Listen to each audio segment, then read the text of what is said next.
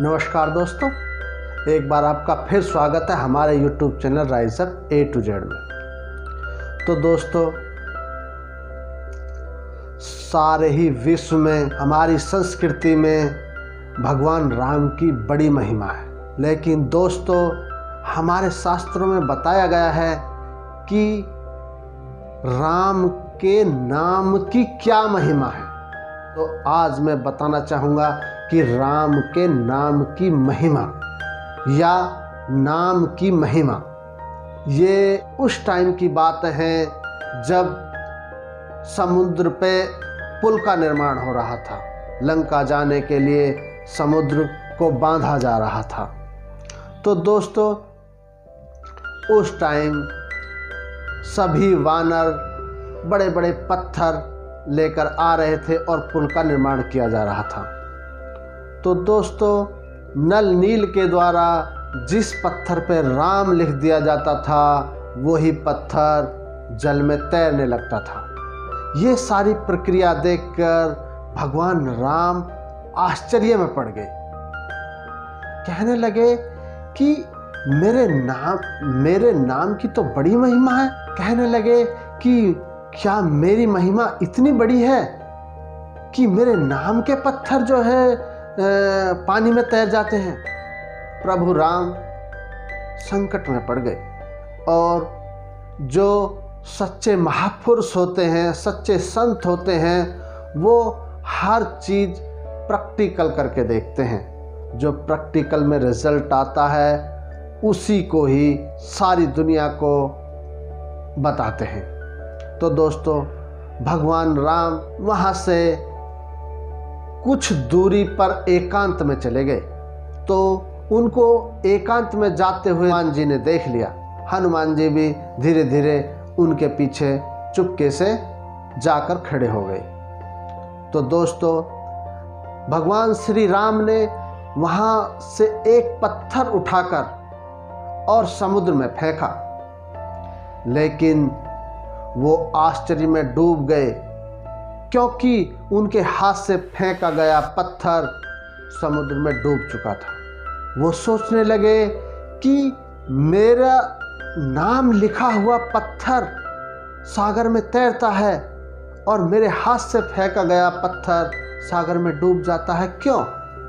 हनुमान जी मंद मंद मुस्कुराते हुए उनके पास पहुँचे कि प्रभु, आप किस असमंजस में पड़ गए हैं? श्री राम कहने लगे कि हनुमान, मेरे नाम लिखा हुआ पत्थर सागर में तैरता है और मेरे हाथ से फेंका गया पत्थर सागर में डूब जाता है, क्यों? कहने लगे, प्रभु, आप तो लीलाधारी हैं, आप सब कुछ जानते हैं, लेकिन ये आपकी बड़ाई है।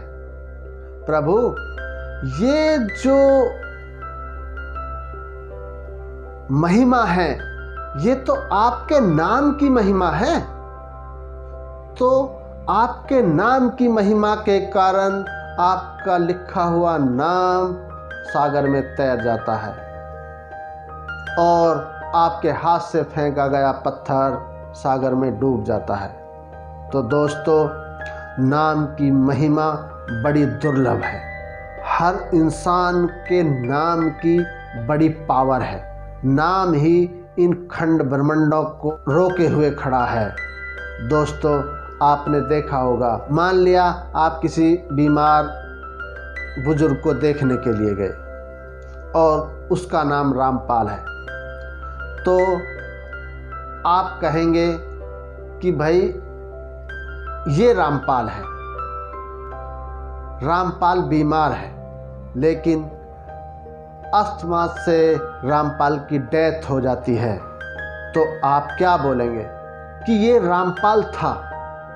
तो दोस्तों, रामपाल तो वहीं पड़ा हुआ है, लेकिन उसके अंदर जो नाम, जो उसकी पावर थी, वो जा चुकी है। इसीलिए वहाँ है की जगह था लग जाता है।